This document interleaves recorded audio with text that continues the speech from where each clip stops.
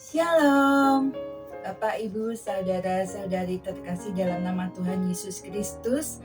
Senang sekali saya Dewi Lisiani dapat kembali menjumpai Bapak, Ibu, Saudara-saudari terkasih dalam acara Suara Penggembalaan Gereja Isa Al-Masih Jemaat Banyumane, Semarang. Untuk kali ini judulnya adalah Bernubuatlah dan berkata-katalah dengan bahasa roh yang membangun jemaat. Terambil dari nats Alkitab 1 Korintus 14 ayat 2 sampai dengan 40. Kita tidak membacanya keseluruhan karena keterbatasan waktu. Jadi silahkan Bapak Ibu Saudara-saudari setelah ini untuk membacanya sendiri untuk ayat-ayat yang belum terbacakan.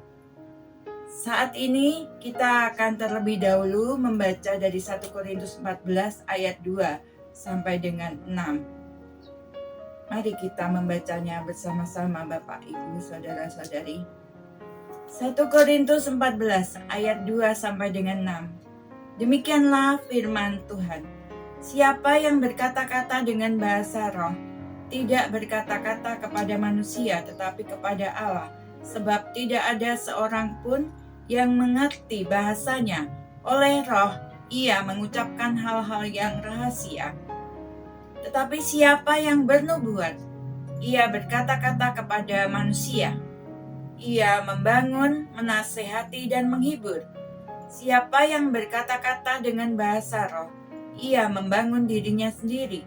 Tetapi siapa yang bernubuat, ia membangun jemaat. Aku suka supaya kamu semua berkata-kata dengan bahasa roh.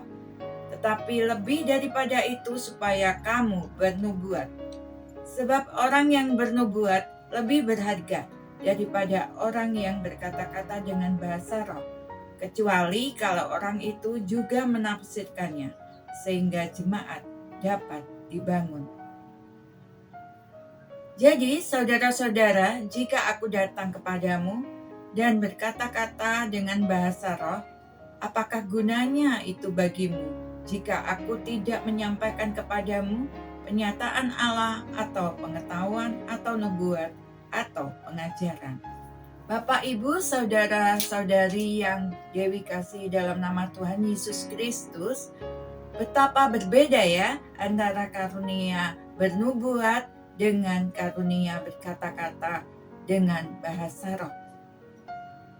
Ini sangat berbeda. Di mana letak perbedaannya?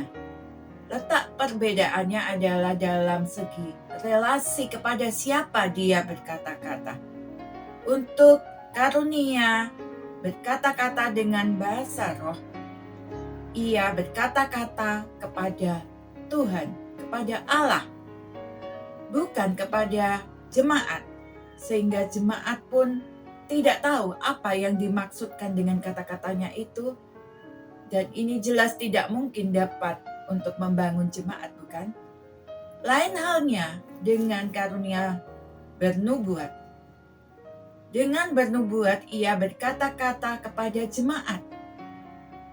Dia berkata-kata yang mana mampu untuk dipahami, diketahui maksudnya oleh jemaat. Sekaligus ini akan dapat membangun jemaat. Lantas ada satu pertanyaan. Mungkinkah seseorang yang mempunyai karunia berkata-kata dengan bahasa roh dapat membangun jemaat? Apakah selamanya tidak dapat membangun jemaat atau nantinya bisa membangun jemaat? Bisa. Sangat bisa. Yaitu dengan cara sebagaimana yang disarankan dalam 1 Korintus 14 ayat 13. Karena itu siapa yang berkata-kata dengan bahasa roh, ia harus berdoa supaya kepadanya diberikan juga karunia untuk menafsirkannya. Doa. Jadi, apakah yang harus diperbuat? Kita akan berdoa dengan roh kita. Tapi bukan hanya dengan roh kita saja, tetapi juga dengan akal budi kita. Kita memuji, kita menyanyi, juga bukan hanya melibatkan roh kita saja, tetapi juga melibatkan akal budi kita. Dalam pengucapan syukur pun demikian. Kita harus melibatkan akal budi kita selain roh kita. Dengan demikian, maka jemaat akan mengetahui maksudnya, akan dapat mengatakan amin ketika pengucapan syukur itu dikatakan. Karena jemaat tahu maksudnya dan jemaat dapat dibangun dalam hal ini. Tak terbayangkan ya Bapak Ibu Saudara-saudari jika pengucapan syukur itu begitu indah tetapi jemaat tidak mengetahui maksudnya karena tidak melibatkan akal budi selain roh kita. Sia-sia. Ini tentu saja tidak kita harapkan, bukan? Nah, kalau kita bernubuat, kalau kita berkata-kata dengan bahasa roh, hendaknya seorang demi seorang bergantian sebagaimana dalam 1 Korintus 14 ayat 31 bisa dibaca di situ. Jadi bukan sembarangan, tidak semrawut. Ya kalau paduan suara memang bersama-sama itu akan bagus. Tetapi lain halnya dengan karunia bernubuat dan juga berkata-kata dengan bahasa roh. Harus seorang demi seorang. Ini teratur dan semuanya itu akan memberikan berkat bagi jemaat untuk bisa belajar dan sekaligus beroleh kekuatan. Kita tahu Tuhan Allah kita adalah Tuhan yang mana menghendaki keteraturan, tidak menghendaki kekacauan. Dan yang dikehendaki sesungguhnya adalah damai sejahtera Tuhan melimpah bagi seluruh jemaat.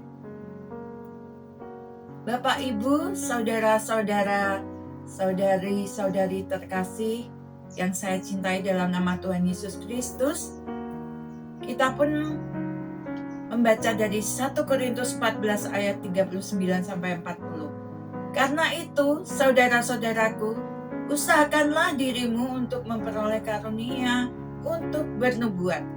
Dan janganlah